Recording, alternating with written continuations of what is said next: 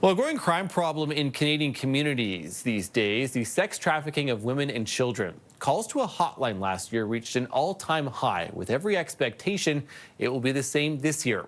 CTV's Adrian Gabriel has seen the data that speaks to the scale of human trafficking in this country.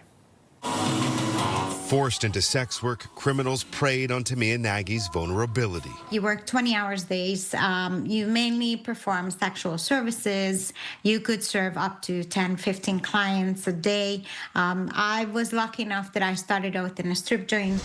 Living in poverty in 1998 in Budapest, Hungary, as a 21-year-old, she traveled to Toronto after answering a newspaper ad posted for an overseas nanny. It was very clear in a very short period of time that the agency is not a real agency. It was an international human trafficking ring. The Canadian Human Trafficking Hotline received just over 5,100 calls in 2024, an all-time high.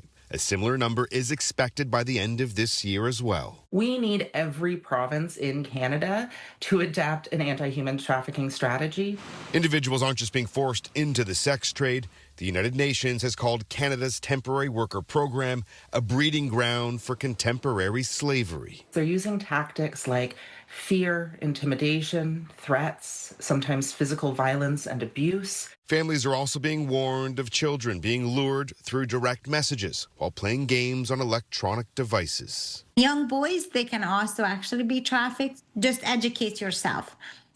You don't think it makes a huge difference, but I'm telling you, knowledge is the key. Nagy was able to escape and has dedicated her life to save someone else from having to walk in her shoes.